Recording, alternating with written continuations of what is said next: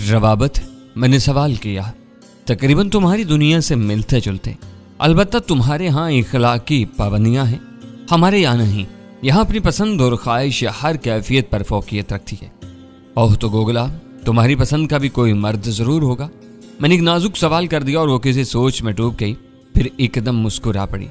हाँ, मेरी पसंद का एक मर्द था, लेकिन मैं उसकी सबसे बड़ी दुश्मन हूँ। क्या मतलब? कनाशी। पहले वो कनाशी था, अब कुछ और है, लेकिन वो कुछ भी हो मैं उसे कनाशी ही समझती हूँ। और चूंकि अब वो कनाशी नहीं है, इसलिए मैं उसकी दुश्मन हूँ। कनाशी गोगला के बचपन का साथी था, उसके साथ परवरिश पाई थी, उसने उसके साथ जिंदगी गुजारने का अहद किया था। लेकिन चूंकि वो हुक्मरान का बेटा था, उसे हुक्मरान बनना था, इसलिए उसने अलूम सीखे। और चूंकि वो इसकी इस्तिताअत रखता था और गैर मामूली था, इसलिए वो अजीम बन गया। और अजीम बनने के बाद गोगला उसकी नजरों में हीच हो गई, सो उसने गोगला को ठुकरा दिया। फिर वो हुक्मरान बन गया और उसने बचपन के वादे भुला दिए। उसे ऐलान कर दिया कि वो उसे अपनाएगा जो उसके मायार की होगी, वरना तनहा रहेगा और औलाद न पैदा करेगा। खूब, फिर क्या हुआ? गोगला उससे नफरत करने लगी क्योंकि वो मगरूर हो गया था। तब गोगला ने उसे नीचा दिखाने के ख्वाब देखे और इन ख्वाबों की तकमील में मसरूफ हो गए। मेरा इल्म तुम्हारे सामने है, मैं खुद भी कास बन गई और मैंने एक इलाके पर अपनी हुकूमत कायम कर ली। लेकिन ये इल्म की हुकूमत है और अभी मैं कनाशी से मुकाबले के काबिल नहीं हुई। मैं अपनी तमाम कुव्वतों को मुजतमा करके उसके सामने जाऊंगी और फिर उसे बदतरीन शिकस्त दूंगी। गोगला ने कहा और मुझे हंसी आने लगी। शायद इस मखलूक की तकदीर यही थी, कुछ भी बन जाए लेकिन कहीं ना कहीं से गड़बड़ निकल आती है। ये अजीमुशान जादूगरनी जिसने खुद को न जाने क्या बना लिया था, खुद भी एक अहमकाना चक्कर में फंसी हुई थी। लेकिन फिर वही बात थी प्रोफेसर, अगर इसकी तकदीर में यही था तो मैं या कोई और क्या कर सकता था? ताकत हासिल करने के बाद तुमने उसे देखा था गोगला, क्यों नहीं? जब वो शहंशाह बना था तो सबसे पहले मैंने ही उसे मुबारकबाद दी थी।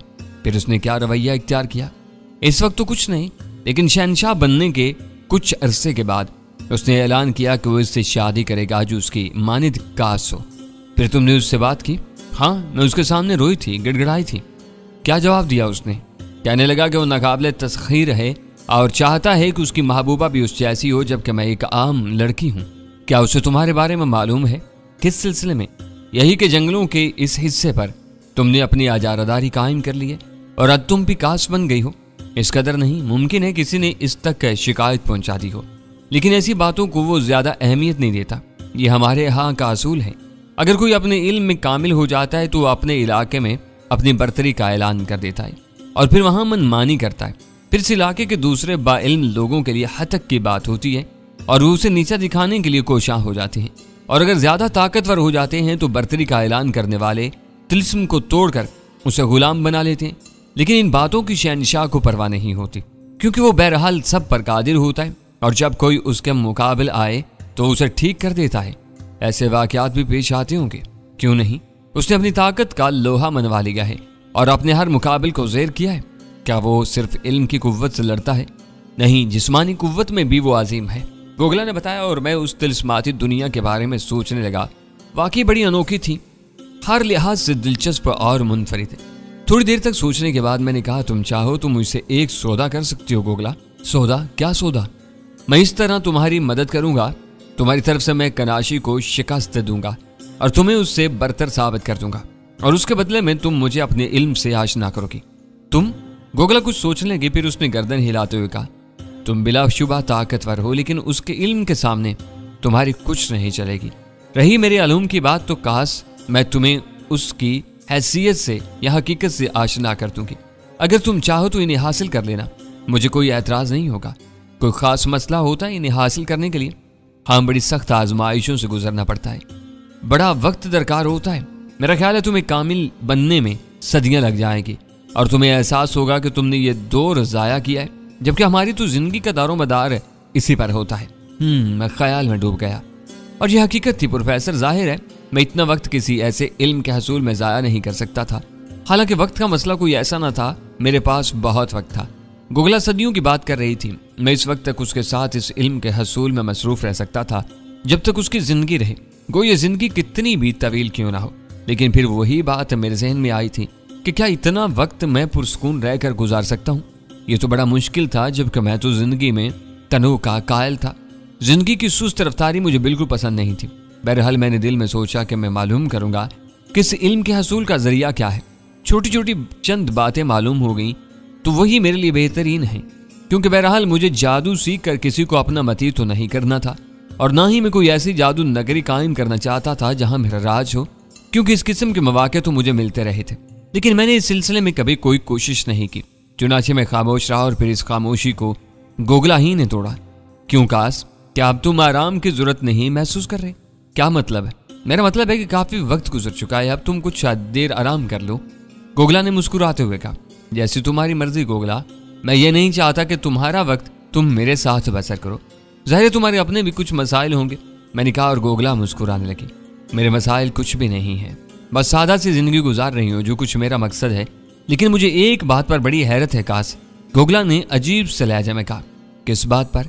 इस पर काश कि तुम जिस अंदाज में यहाँ आए हो और जिस तरह मैंने तुम्हारे ऊपर एतमाद किया है, ये मेरी फितरत के खिलाफ है। हमें हर तरह होशियार रहना होता है, हमारे इल्म में यह बात भी नहायत जरूरी है। ओहो, मेरा ख्याल है तुम एक दिलचस्प बात कर रही हो गोगला। तुमने बड़े इत्मीनान से मेरा एतबार कर लिया है ना? हाँ, क्यों नहीं। और ये इत्मीनान अपना जवाब नहीं रखता। क्या मतलब? अगर मैं वाकई जादूगर होता और तुम्हारे इस तिलिस्मी बुत के नीचे से गुजरने के बाद अपनी कुव्वतों को समेटता तो आग मेरा क्या हशर करती, और इसके बाद इस चीज को तुम इत्मीनान कह रही हो? ओह, गोगला हंस पड़ी। खां बिला शुभाकाश, मैंने इत्मीनान का लफ्ज गलत इस्तेमाल किया है, वरना जो कुछ मैंने तुम्हें बता दिया इसके बाद मेरे पास कुछ बाकी नहीं रह गया है। और मेरा ख्याल है कि तुम अगर मुझे नुकसान पहुंचाना चाहो तो बआसानी पहुंचा सकते हो। ये दूसरी बात है कि मैं अपने बचाव के लिए भी कुछ करूं। गोगला, ये तसव्वुर ज़हन से निकाल दो कि मैं तुम्हें कोई नुकसान पहुंचाना चाहता हूं। इसकी सबसे बड़ी वजह यह है कि मेरी तुमसे बराह रास्त कोई दुश्मनी नहीं है। कोई भी ऐसा मामला नहीं है जो बराह रास्त मेरे और तुम्हारे दरमियान हो। हाँ, अगर होता तो तुम यकीन करो कि तुम अपनी तमाम तर कुव्वतों के बावजूद मुझसे ज़ेर हो जाती। तुम बहुत बड़ी बड़ी बातें करते हो काश। बहरहाल मैं यूं मान लेती हूं कि तुम एक ऐसे इंसान हो जिसकी इज्जत की जा सकती है, इसके अलावा इससे मोहब्बत भी की जा सकती है। गोगला ने जवाब दिया। नहीं गोगला, मैं तुम्हें एक मामूली सी बात बता दूं, वो ये कि अगर मैं तुम्हें अपने बाजुओं में भींच कर इस मुजस्मे के नीचे से गुजर जाऊं जिसके हाथ फिजा में बुलंद हैं और जिसके साए से भी तुम बचने की कोशिश करती हो, तो फिर बताओ तुम्हारे अंदर क्या रह जाता है? ओह, गोगला की आंखें ताज्जुब से फैल गईं। उसने एक बार फिर उसी अंदाज में कहा और फिर कुछ सोचने लगी। बेशक मैंने जल्दबाजी में हमाकत की है, लेकिन तुम्हारी हमाकत तुम्हें नुकसान नहीं पहुंचाएगी गोगला। मैं तुमसे कह रहा हूं कि मैं कभी तुम्हें नुकसान पहुंचाने के बारे में सोचूंगा भी नहीं। पहले तुम खुद ही बताओ, मुझे उससे क्या मिलेगा? हाँ, अगर तुम मेरी दुश्मन होती तो मेरा ख्याल है अब तक तुम्हारा तिलिस्म कदा फना हो जाता। मैं इसी किस्म का इंसान हूँ। गोगला ने कोई जवाब न दिया था और उसका चेहरा उतर सा गया था। फिर उसने गर्दन हिलाई और कहने लगी, उठो काश, आराम करो। और मैं उसके साथ आगे बढ़ गया।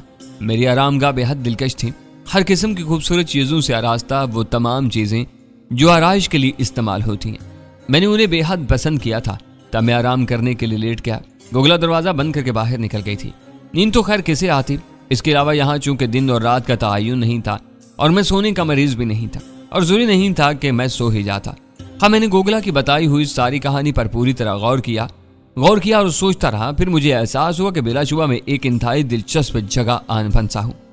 गोगला ने अपनी बस्ती के बारे में जो कुछ मुझे बताया था उससे मालूम हो रहा था कि वाकई ये बस्ती दिलचस्प होगी, और यह भी मुमकिन था कि यहाँ कुछ ऐसी दिलचस्पियाँ मेरी मुंतजिर होती जो मुझे पसंद आईं। सो अगर अच्छा वक्त गुजरा तो मैं ज़्यादा से ज़्यादा वक्त यहाँ गुजारना पसंद करूँगा, और अगर तबीयत पर कोफ्त सवार हुई तो फिर गोगला से इजाज़त ले लूँगा।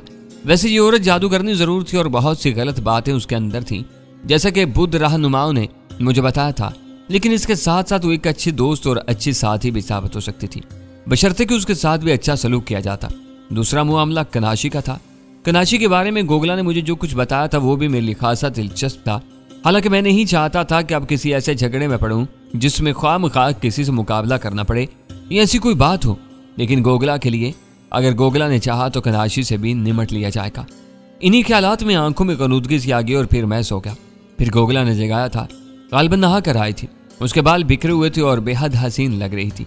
एक लम्हे के लिए दिल चाहा कि उसे खुद पर घसीट लूं, लेकिन दूसरे लम्हे ख्याल आया कि वो एक मोहब्बत ज़दा लड़की है, मुमकिन है वो मेरी इस बात को पसंद न करे। चुनाचे मैंने अपने दोनों हाथ फैला कर रोक लिए। गोगला खुद भी एक कदम पीछे हट गई थी, लेकिन उसकी मुस्कुराहट बददस्तूर कायम रही। तब उसने शीरीं लहजा में कहा, काश जागोगे नहीं? मैं जाग गया हूँ गोगला। क्या बहुत देर से सो रहा हूँ? मैंने भारी लहजा में पूछा। हाँ, तुम्हें तवील वक्त गुजर चुका है काश, वो आहिस्ता से बोली और मैं उठ गया। वो मुस्कुराती निगाहों से मेरी जानिब देख रही थी, पर उसके होंठों पर एक शरारत अमेज मुस्कुराहट फैल गई और उसने कहा, आओ ठंडे पानी से गुस्ल कर लो काश, मेरा ख्याल है तुम्हारे जहन और जिस्म की तमाम कसलमंदी दूर हो जाएगी। चलो गोगला, मैंने भारी लहजा में कहा और गोगला मुझे लेकर बाहर निकल आई। इमारत के कभी हिस्से में इंतहाई खूबसूरत तालाब बना हुआ था, जिसके किनारे संगे मरमर की परियां इस्तादा थीं और वो अपने हाथों से तालाब में पानी फेंक रही थी। बड़ा खूबसूरत मंजर था, बड़ी हसीन नक्श निगारी की गई थी। गोगला ने मुझे तालाब में उतर जाने के लिए कहा और फिर बोली, मैं तुम्हारे लिए लिबास लेकर आती हूँ। मैंने कोई जवाब नहीं दिया। दर हकीकत बहुत ही ठंडा पानी था, बहुत ही सर्द, लेकिन इस वक्त जिस्म को बड़ा दिलकश लग रहा था। मैं देर तक नहाता रहा और मेरे रगे पैर में सरूर की लहरें उतरती रहीं। गोगला मेरे लिए लिबास ले आई। जब वो आई तो मैं पानी में था। उससे मुस्कुराती निगाहों से मुझे देखा और फिर वापस पलट गई। जो लिबास गोगला लाई थी वो मेरे लिए अजनबी था, लेकिन पहनने के बाद वो मुझे बेहद आरामदेह महसूस हुआ। वैसे प्रोफेसर, इस किस्म की चीजें मेरे लिए कोई हैसियत नहीं रखती थी। बारहा मैं बेलिबास भी रहा और मुझे कोई एहसास नहीं हुआ। बदलते अदवार के साथ एक अखलाक का तायुन भी होता था। मैं कौन कौन से इकदार अपनाता, लेकिन गोगला शश्तर रह गई थी। वो अजीब सी निगाहों से मुझे देखने लगी, फिर एक गहरी सांस लेकर बोली, मैंने तो पहले ही एतराफ किया है। किस बात का गोगला? यही कि तुमने अदवार लूट लिए होंगे। अब यह दूसरी बात है कि बदनसीब गोगला पहले ही जिंदगी की चोट खा चुकी है। उसने ठंडी सांस ली। मैं अब भी नहीं समझा गोगला, तुम बेहद खूबसूरत हो और इस लिबास में जो कुछ लग रहे हो मैं अल्फाज में बयान नहीं कर सकती। एक बात और कहूँ काश? कह दो। मैंने गहरी सांस ली। तुम जब नींद से जागे थे तो मैं तुम्हारे पास मौजूद थी। तुमने बेइख्तियार मुझे अपनी बाहों में लेने की कोशिश की थी। हाँ गोगला, इस वक्त मेरा जहन नहीं जागा था और तुम मुझे बहुत खूबसूरत लग रही थी। तुम्हारे खुले बालों ने तुम्हारी दिलकशी बढ़ा दी थी। काश अगर मैं कनाशी की मोहब्बत का शिकार न होती तो तुम्हारे कदमों में जिंदगी गुजारना फख्र समझती। लेकिन मुझे मुआफ कर दो, मैं बचपन से उसकी मोहब्बत का शिकार हूँ और मरते वक्त तक रहूंगी। गो मैं अब उससे नफरत करती हूँ, लेकिन मैं अपनी जिंदगी के लिए किसी और मर्द का इंतखाब नहीं कर सकती। अफसोस तुम्हारी गर्म जोश निगाहों के जवाब में मेरे पास कुछ नहीं है। मैं इस बात का बुरा नहीं मानूंगा गोगला, तुम अपने जहन से ये ख्याल और इन लम्हात को निकाल दो। मैं तुम्हारे जज्बात का एहतराम करता हूँ, लेकिन क्या इसके साथ एक सवाल भी कर सकता हूँ? जरूर। अब तुम मुझसे पूछा मत करो। और सुनो, मैंने जो इम्तिहान की बात की थी उसे भी जहन से निकाल दो। ओह क्यों? इसलिए कि अब मुझे तुम्हारी ज़ात पर मुकम्मल एतमाद है। मैं आंखें बंद करके कहती हूँ काश कि अब मैं तुम्हें अपने सबसे करीब समझती हूँ। मुमकिन है ये मेरी मोहब्बत ही हो, लेकिन मैं तुम्हारे बचपन के जज्बात की हिफाजत करूँगा। अगर तुम्हारी ज़ात की बुलंदियाँ मुझे बहकाएं तो मुझे संभाल लेना काश, और उसका प्यार बदनाम न होने देना, क्योंकि तुम बेपनाह कशिश रखते हो। मैं वादा करता हूँ गोगला। तुम कोई सवाल कर रहे थे? हाँ, अगर तुमने कनाशी को शिकस्त दे दी और वो तुम्हारे कदमों में आकर गिरा, क्या तुम तब भी उसे सीने से लगा लोगी? मेरे सवाल पर वो सर झुकाकर कुछ सोचने लगी, फिर उसने कहा, नहीं काश, मेरी अना इसे कबूल नहीं करेगी। मैंने इंतकाम का पुल तामीर किया है और इस पुल की तामीर में मुझे बड़ी मुश्किलात से गुजरना पड़ा है। मैं अपनी मोहब्बत अकारत नहीं करूंगी। चलो ठीक है, अब खाने का बंदोबस्त करो। यहाँ तो वक्त का तायुन नहीं होता, लेकिन पेट हर तायुन कर सकता है। चलो ठीक है, हम पेट ही को वक्त का आला समझ लेते हैं, उसने हंसते हुए कहा और फिर मेरे साथ रवाना होगी। हम इमारत के एक और हिस्से में पहुंच गए और यहाँ अनवाउ अकसाम के खाने मौजूद थे। गोगला ने मुझे इशारा किया और तकल्लुफ का सवाल ही नहीं था, मैं शुरू हो गया। काश। खाने के बाद गोगला ने मुझे मुखातिब किया, तुम हमारी बस्ती देखने के ख्वाहिशमंद हो ना? मुनासिब, मैंने जवाब दिया और गोगला चंद साथ की इजाजत लेकर चली गई। फिर वो आई तो उसके जिस्म पर दूसरा लिबास था। आओ, उसने कहा और मैं भी उसके साथ बाहर निकला है। फिर जब हम दोनों उस इमारत के बैरूनी दरवाजे पर पहुंचे तो मैंने यहाँ दूसरे चांदार देखे। सफेद रंग के दो घोड़े जो खूबसूरत साज से आरास्ता थे। गोगला ने मेरी तरफ देखा और मैं उछलकर घोड़े पर सवार हो गया। गोगला भी दूसरे घोड़े पर जा बैठी थी और फिर दोनों घोड़े आगे बढ़ गए। मैंने उनके बारे में गोगला से कोई सवाल नहीं किया और हम एक अजनबी रास्ते पर दौड़ने लगे। रास्ता मेरे लिए अजनबी था, जाहिर है गोगला इन रास्तों को अच्छी तरह पहचानती होगी, लेकिन मैं इस हसीन इलाके की खूबसूरती में गुम हो गया। मैंने जमीन के बेशुमार रूप देखे थे, लेकिन ये गहराइयां इस कदर दिलकश थीं कि निगाहें खीरा होती थी। यहाँ अजनबी रंग बिखरे हुए थे। घास का रंग कहीं सुर्ख था और कहीं सबसे। इसी तरह रंग रंग के दरख्त थे। हर चीज ताज्जुब खेज थी और सारा माहौल तिलिस्मी मालूम होता था। फिर एक मखसूस जगह से निकलने के बाद गोगला ने कहा, अब मेरी जमीन खत्म हो चुकी है। और मतलब ये कि जिस इलाके में तुमने पाबंदी लगा रखी है? हाँ गोगला, मकामी लोग तुम्हें पहचानते हैं नाम से, मुझे बहुत कम लोगों ने देखा है। क्यों? जाहिर है मेरी जिंदगी का एक मिशन था और मैं अपने मिशन की तकमील में मसरूफ थी और लोगों में नहीं रह सकी। और ये बात है, मैंने कहा।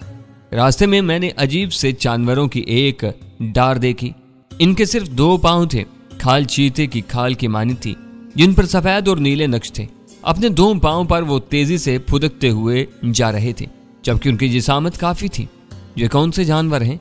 बिचन। यहाँ इनका शिकार किया जाता है और इनका गोश्त बहुत लजीज होता है, लेकिन इन्हें शिकार करना आसान नहीं है। क्यों? ये सुस्त रवि से जा रहे हैं, लेकिन खतरे का एहसास होने के बाद या जिस रफ्तार से दौड़ते हैं तुम इसका तायुन भी नहीं कर सकते। ओह, क्या वो बहुत तेज दौड़ते हैं? हाँ, घोड़ों से 10 गुना ज्यादा तेज। सिर्फ 2 पांव से? मैंने पूछा। हाँ, इन 2 पांव में इन्हें बड़ी कुव्वत हासिल है, गोगला ने जवाब दिया। फिर इनका शिकार कैसे किया जाता है? शिकार? उसके होंठों पर मुस्कुराहट फैल गई और फिर उसने जानवरों की उस डार की जानिब देखा। एक जानवर का इंतखाब किया और फिर उसकी जानिब उंगली उठा दी। जानवर ऊंधे मुंह जमीन पर गिरा था, फिर वो उठ न सका। मैंने ताज्जुब से गोगला की तरफ देखा, लेकिन दूसरे लम्हे मेरा ताज्जुब रफा हो गया, क्योंकि मैं जानता था कि वो काम कर सकती है। क्या ये मर गया? मैंने पूछा। नहीं, जिंदा है, बस चल फिर नहीं सकता। जानवरों की डार बरकफ्तारी से आगे बढ़ गई थी। तब मैंने गोगला की जानिब देखा और कहा, गोगला तुम उसे खड़ा कर दो। क्यों? ये भाग जाएगा, गोगला ने कहा। जाहिर है इस वक्त हम इसका करेंगे भी क्या?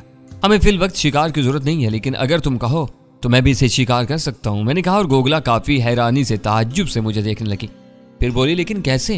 अपने इल्म के जोर से? गोगला ने पूछा। हाँ, इल्म के जोर से। और तब तो मैं जरूर देखूंगी, उसने कहा। और मैं अपने घोड़े से नीचे उतर गया। मैंने एक पत्थर उठा लिया और मेरा इल्म तो यही था प्रोफेसर, जिसका मुजाहिरा मैं गोगला के सामने करना चाहता था। गोगला ने अपनी उठी हुई उंगली नीचे गिरा दी और जानवर बरकफ्तारी से उठ गया। बिलाशुबा वो इतनी तेजी से उठकर भागा था कि देखते ही देखते बहुत दूर निकल गया। तब मैंने हाथ में पकड़ा हुआ पत्थर पूरी कुव्वत से उसकी जानिब फेंक दिया। प्रोफेसर, अगर पत्थर उसे ना लगता तो मुझसे शर्मिंदगी से गर्दन भी ना उठाई जा सकती थी, लेकिन मैंने उस वक्त उस रफ्तार और उस महारत से पत्थर को फेंका था कि वो जानवर की दोनों टांगों में जाकर लगा। गोगला ने ताज्जुब से उस पत्थर को देखा था और फिर हम बर्क रफ्तारी से उस जानवर की तरफ दौड़ने लगे। दूर ही से हमने उस जानवर को गिरते देखा था। गोगला और मैं उसके सामने पहुंच गए थे। जानवर की दोनों टांगें टूट गई थी। तब गोगला ने बगौर जानवर की तरफ देखा और गहरी गहरी सांस लेने लगी। फिर मेरी जानिब रुक करके बोली, तुम बहुत अजीम हो कास। उसने प्यार भर लहजे में कहा और फिर जानवर को उठाकर घोड़े पर रख लिया। तब वो दोबारा बोली, ये हमारा शिकार है। तुमने वो बात बरकरार रखी है कास कि तुम्हारा इल्म तुम्हारी कुव्वत है, और बिलाशुबा मैंने इस बात को दिल से तस्लीम कर लिया है। अजायबात की सरजमीन पर घोड़े दौड़ते रहे। काफी वक्त गुजर गया, पता ही न चलता था कि दिन का कौन सा हिस्सा है। बहरहाल फिर गोगला ने ही अपने घोड़े की रफ्तार सुस्त कर दी। क्यों गोगला? मैंने पूछा। क्या तुम भूख नहीं महसूस कर रहे? हाँ, मेरा ख्याल है हमें काफी वक्त गुजर चुका है, बहुत काफी। ठीक है, शिकार हमारे पास मौजूद है, मैंने कहा, और हम घोड़ों से उतर पड़े। गोगला गहरी गहरी सांसें लेने लगी। फिर उसने मुस्कुराते हुए कहा, कास तुम एक बात का यकीन करोगे कास, मेरे दिल में तुम्हारे लिए वो जज्बा पैदा नहीं हो सका जैसे एक औरत और मर्द का जज्बा कहा जा सकता है। लेकिन इसके बावजूद हर लम्हे मुझे एहसास हो रहा है कि तुम मेरी जिंदगी का जुज़ बनते जा रहे हो। मैं इस एहसास को फरोग नहीं देना चाहता गोगला। क्यों? इसलिए कि मैं खलूस दिल से तुम्हें कनाशी की अमानत समझता हूँ, मैंने कहा। और गोगला ने गर्दन झुका दी। बार बार उसका तस्करा ना करो। बहरहाल तुम इसे चाहती हो, तुम्हें भी चाहती हूँ कास, और अब उलझन में पड़ती जा रही हूँ। कैसी उलझन में? तुम्हारे साथ गुजरने वाले लम्हात मेरे लिए बेहद दिलकश हैं। मुझे जिंदगी से एक दिलचस्पी का एहसास होने लगा है। मैं तुम्हें इसका मशवरा नहीं दूंगा कास। अगर इस सफर के दौरान वाकई मैं तुमसे मोहब्बत करने लगी तो तब गोगला मैं संजीदगी से एक बात कहूंगा। क्या? मैं मोहब्बत के मामले में बहुत साफ हूं। मुझे अपना दूसरा नंबर बिल्कुल पसंद नहीं है। तुम वक्ती जज्बे के तहत मुझे चाहोगी और मैं इस चाहत को कबूल नहीं करूंगा। तुम्हारे जैसे मर्द के लिए यही जरूरी भी है, इससे तुम्हारी शान में इजाफा होता है। गोगला प्यार भरी निगाहों से मुझे देख कर बोली, और मैं भी सोचती हूँ कि अगर ऐसा हो गया तो मेरी पूरी जिंदगी की मोहब्बत अकार जाएगी। वो किस तरह? जाहिर है फिर मुझे क्या पड़ी है कि मैं कनाशी से मुकाबला करती फिरूं। ये तो मेरी मोहब्बत की तौहीन का इंतकाम है। अगर मोहब्बत ही ना हो तो फिर तौहीन कैसी? जिंदगी का मिशन जरूर पूरा होना चाहिए गोगला, मैं सोचती हूँ। अच्छा, अब इस शिकार के बारे में क्या ख्याल है? क्या तुम लोग गोश्त भून कर खाते हो? हाँ, तो फिर मैं तुम्हारे लिए गोश्त तैयार करता हूँ। चलो तकलीफ करो, लेकिन तुम आग कैसे जलाओगे? तुम कैसे जलाती हो? मैंने सवाल किया और गोगला मुस्कुराने लगी। फिर उसने एक तरफ देखा। सूखे घास फूस का ढेर एक तरफ पड़ा हुआ था। उसने हाथ की मुट्ठी बंद की और घास की तरफ रुक करके मुट्ठी खोल दी। दूसरे लम्हे घास में शोले भड़क चुके थे। मेरे होंठों पर मुस्कुराहट फैल गई। हो गोगला, इसका मतलब है तुम्हारे यहाँ सारा कारोबार जादू से होता है। हाँ, ज्यादातर लोग अपना काम इसी तरह चला लेते, लेकिन वो लोग जो इस इल्म से नावाकिफ हैं और जो नहीं रखते वो दूसरों के मोहताज रहते हैं। खूब, इसका मतलब है कि जो शख्स बस्ती का सरबराह होगा बाकी लोग उसके मोहताज होते होंगे। हाँ, यकीनन ऐसा ही होता है। तब तो बाकी वो इसकी बड़ी इज्जत करते होंगे। इसके बगैर इनका कोई काम होना ही मुश्किल है। हाँ, मसलन यूं होता है जैसे आग की बात है। इन्होंने एक दफा आग रोशन कर दी और दूसरे लोग उससे जिंदगी भर इस्तेफादा हासिल करते रहे। वो ये रोशन आग बुझने नहीं देते और इस तरह ये गाड़ी चलती है। लेकिन गोगला, यहाँ पर फिर वही बात आ जाती है। मैंने गर्दन हिलाते हुए कहा, क्या मैं भी आग जला सकता हूँ? किस तरह? गोगला ने पूछा। आपने इल्म के जरिए, मैंने मुस्कुराते हुए कहा और गोगला हंस पड़ी। तुम्हारा इल्म तो मुझे वाकई मुतहय्यर कर देता है। अच्छा तो जरा जला कर दिखाओ। उसने दोबारा अपनी मुट्ठी बंद कर ली और शोले जो भड़क चुके थे सर्द पड़ गए। मैं भला उसे अपने इल्म से आगाह क्यों न करता। चुनाचे मैंने भी घास के उसी ढेर का इंतखाब किया और फिर 2 वजनी पत्थर उठा लिए। मैंने दोनों पत्थरों को एक दूसरे पर जोर से घिसा और आग निकल पड़ी। खुश्क घास ने एक ही बार में आग पकड़ ली और दोबारा रोशन हो गई। गोगला दिलचस्पी से मेरी तरफ बढ़ी और उसने ताज्जुब से आग को देखा। हैरत अंगेज, इंतहाई हैरत अंगेज, ये भी ताकत का करिश्मा है? उसने मुतहय्यराना अंदाज में पूछा। नहीं, ये तजर्बा है। ज़माना कदीम का इंसान इसी तरह आग रोशन करता था। फिर हम दोनों पत्थरों की उस खासियत पर गुफ्तगू करते रहे।